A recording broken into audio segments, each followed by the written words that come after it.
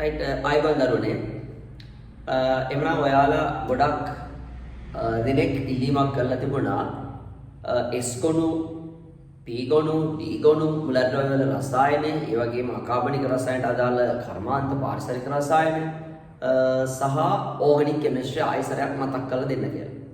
ඉතින් ඒ යටතේ පළවෙනි අධීර විදිහට මම මුලින්ම SPD ගොනු වල රසායනයේ S ගොනුව ඉක්මනින් මතක් කරලා දෙන්න තමයි මේ හදන්නේ පන්තියේදී ඉගෙනගත්තු කරුණු අපි පන්තියේදී මේවා ඉතාම ඉක්මනට මතක් කරගන්න හැටි පන්ති හිටපු දරුවෝ තමයි දන්නේ. ඉතින් ඇත්තටම පන්ති හිටපු දරුවන්ට තමයි මේක එක සමහර කරුණු තේරෙන්නේ එකපාරටම අනිත් දරුවන්ට මේකෙන් ප්‍රයෝජනයක් වෙයිද නැද්ද කියන එක මම දන්නේ නැහැ. නමුත් උනත් නැතත් ඒ දරුවන්ගේ ඉල්ලීම නිසා තමයි මම මේ වීඩියෝ එක කරන්න දරුවනේ. රයිට්. එතකොට අපි තාම කෙටියෙන් මේක කතා කරමු මේ විදිහට.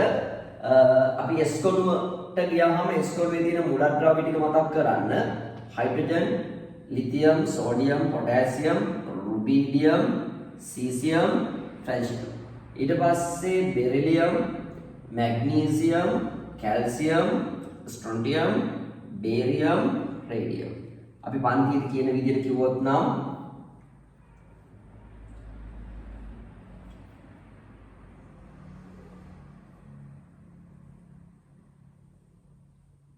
පන්තියේදී කියන විදිහට කිව්වොත් නම් ටක් ගාලා එච්ලිනා ගෲප් සීස්ෆ්‍රාන් බෙම් කාසබේරි රයිට්. එතකොට මේකේ මෙන්න මේ හයිඩ්‍රජන් පිළිබඳව අපි ඉස්සර කතා කරපු තරම් කරුණු කතා කරන්නේ නැහැ. මම මෙතනදී නිකන් කියන්නම් මෙහා හඳුනා ගැනීමේ ටෙස්ට් එකක් විදිහට අපි දැල්ලු පුලිගු කීරක් ඇල්ලුවාම පොප් හඬක් දෙනවානේ.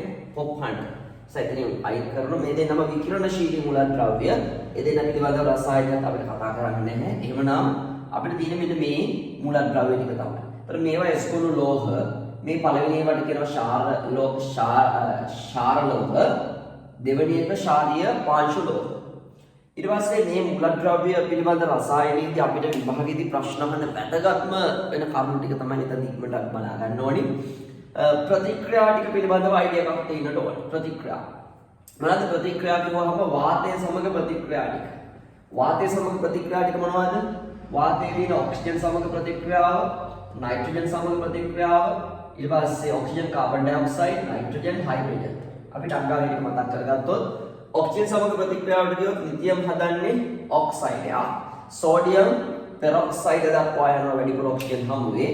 පොටෑසියම්, රුබීඩියම්, සීසියම් තුන් දෙනාම සුපර් ඔක්සයිඩ් දක්වා යනවා. සුපර් ඔක්සයිඩ් වල විශේෂත්වය තමයි ඒවා ව්‍යුග්ම ඉලෙක්ට්‍රෝනයක් සහිත වන අතර ඒ සුපර් ඔක්සයිඩ් වර්ණවත් බවකින් යුක්තයි. ව්‍යුග්ම ඉලෙක්ට්‍රෝනයේ හේතුවෙන් තමයි මේ වර්ණවත් බව ලැබෙන්නේ. ව්‍යුග්ම ඉලෙක්ට්‍රෝනයකින් යුක්ත වෙනවා සුපර් ඔක්සයිඩ්. ඊළඟට මෙයාලා ඔක්කොම ඔක්සයිඩ් හදනවා. බේරියම්ට වැඩිපුර ඔක්සිජන් හම්බ වෙන පෙරොක්සයිඩ් වලට යන්න පුළුවන්. කොහොමද? පළවෙනි කාණ්ඩයට වඩා දෙවෙනි කාණ්ඩේ ප්‍රතික්‍රියාශීලීතාව අඩුයි.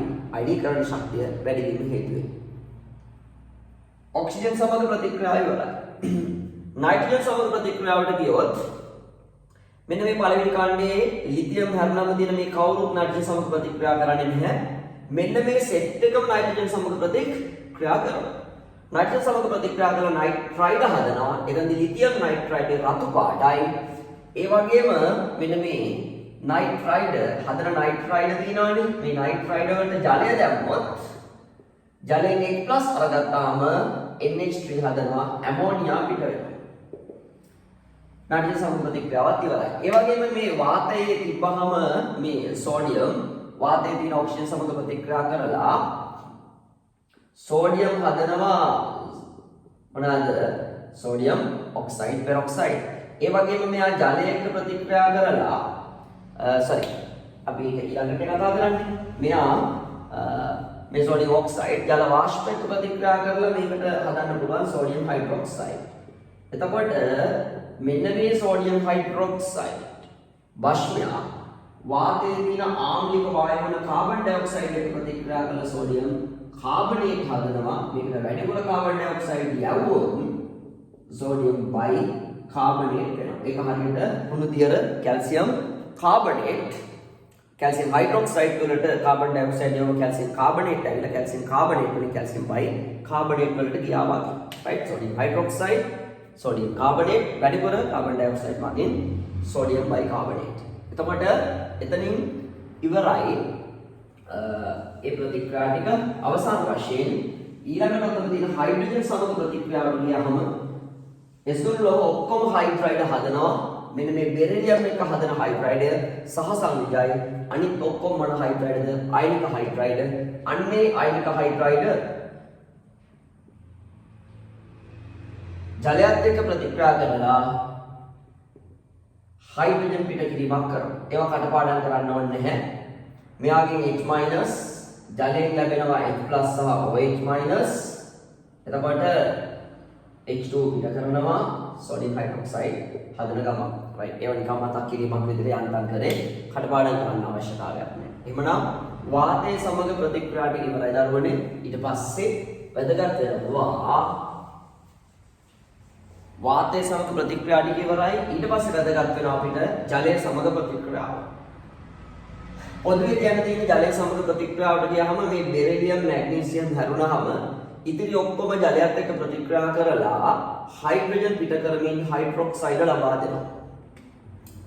ජලයත් සමග ප්‍රතික්‍රියා කරලා ඔන්න උදාහරණයක් විදිහට සෝඩියම් කියලා හිතන්නකෝ. සෝඩියම් හයිඩ්‍රොක්සයිඩ් සමග හයිඩ්‍රජන් ලබා දෙනවා. ඒ කියන්නේ ඒකක් වෙන්නේ කොහමද? සෝඩියම් ඉලෙක්ට්‍රෝනයක් පිට කරලා සෝඩියම් ප්ලස් හදනවා. පිට කරන ඉලෙක්ට්‍රෝනය ගන්නවා ජලයෙන් කවුද? H+. ඉතිරි වෙන OH- කාත් එක්ක සෙට් වෙන සෝඩියම් එක්ක. H+ එකයි ඉලෙක්ට්‍රෝනය H පරමාණුවක් හදනවා. තව එක්කෙනෙකුයි තව ජලාණුකුයි තව සෝඩියම් පරමාණුකුයි සෙට් වෙලා අන්න එතකොට සෝඩියම් දෙකකුයි ජලාණු දෙකකුයි සෙට් වුණාම මොකද වෙන්නේ? සෝඩියම් පිට කරන ඊළඟ ඉලෙක්ට්‍රෝනය අරගෙන ජලයේ ඊළඟ ජලාණුවේ H+ එක තව H පරමාණුවක් හදනවා. අන්න H පරමාණු දෙක තුළ H2 හැදෙනවා. සෝඩියම් හයිඩ්‍රොක්සයිඩ් දෙකක් හැදෙනවා. එතකොට අපිට ඒ විදිහට කටපාඩම් නොකර තර්ක කළා වලට කියන්න පුළුවන් එතනත්.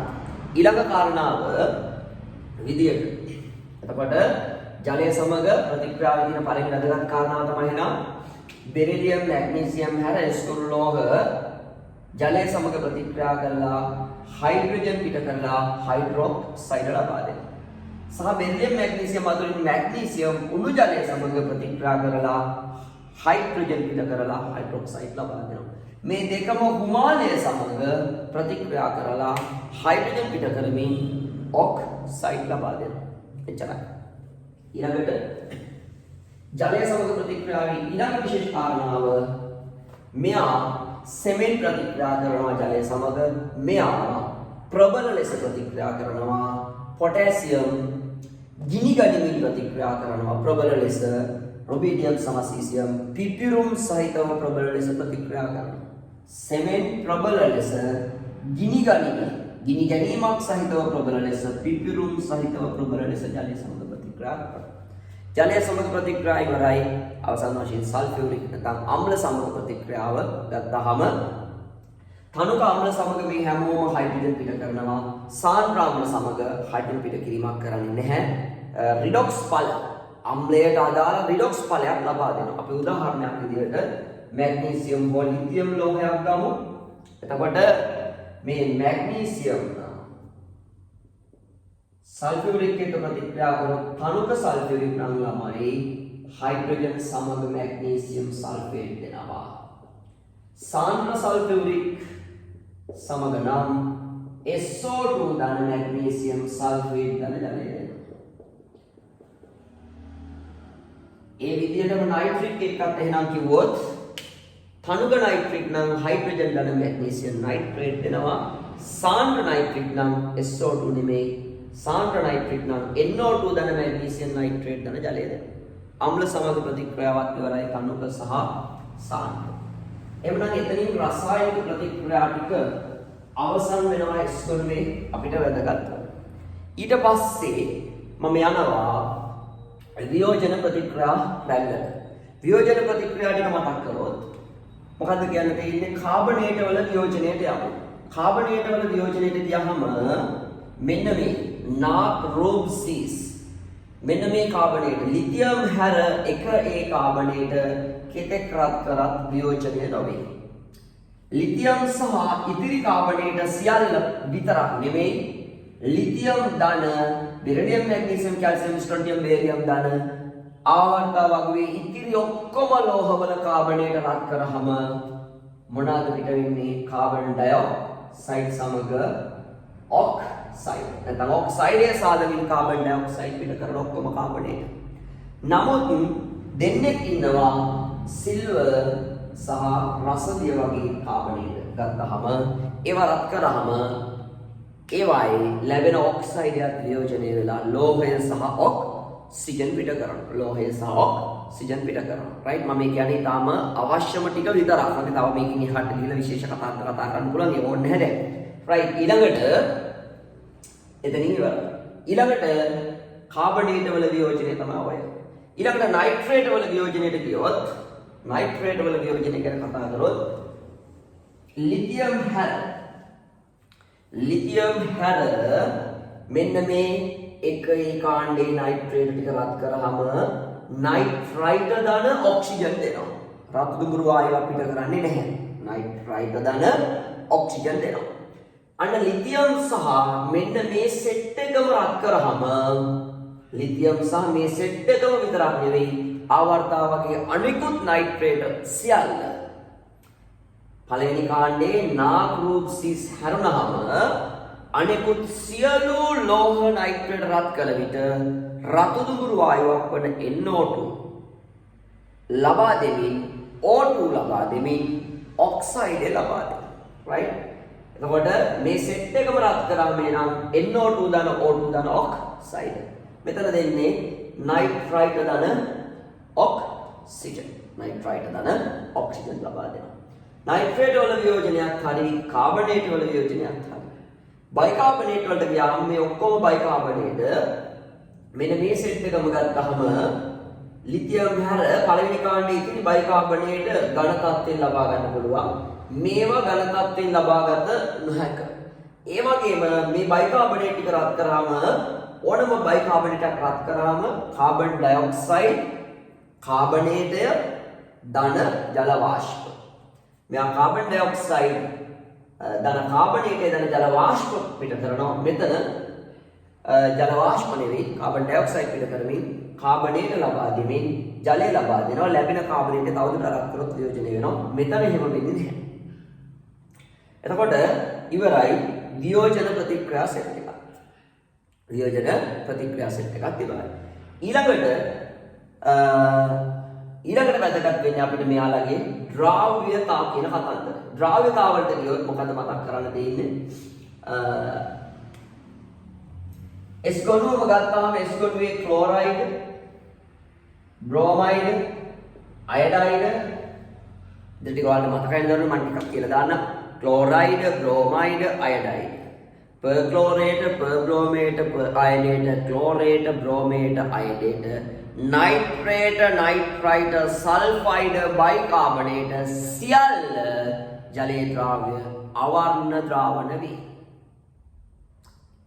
Chloride bromide iodide perchlorate perbromate iodate chlorate bromate iodate nitrate nitrite sulphide bicarbonate सियल जले द्राव्य अवर्ण द्रावण वे हरिद सियल जले द्राव्य अवर्ण द्रावण वे ඊළඟට මෙයාලගේ हाइड्रोक्साइड අපිට द्राव्य විශේෂයෙන් කතා කරන්න තියෙනවා. එතකොට මේ S ගොනුවේ हाइड्रोक्साइड වල द्राव्यතාව ඊළඟට सल्फेट වල द्राव्यතාව सल्फाइड वल द्राव्यताव कार्बनेट फॉस्फेट वल द्राव्यताव कार्बनेट फॉस्फेट वल द्राव्यताव ඊට පස්සේ सल्फेट सल्फाइड हाइड्रोक्साइड ऑक्सलेट सह क्रोमेट වල द्राव्यता ටික අපි කතා කළේ.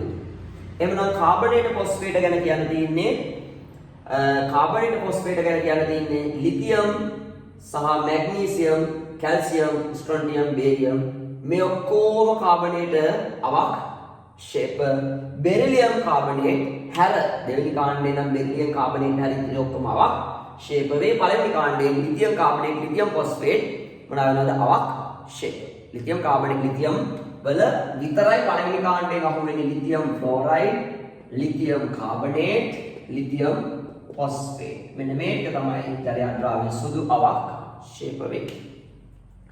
phosphate ගත්තාම දෙවෙනි කාණ්ඩයේ ඔක්කොම phosphate ජලය ද්‍රාව්‍ය සුදු අවක්ෂේප වෙන්නේ. කාබනේට් ඉවරයි phosphate ඉවරයි. hydroxide ගත්තාම අපි කොහොමද මතක තියාගන්නේ?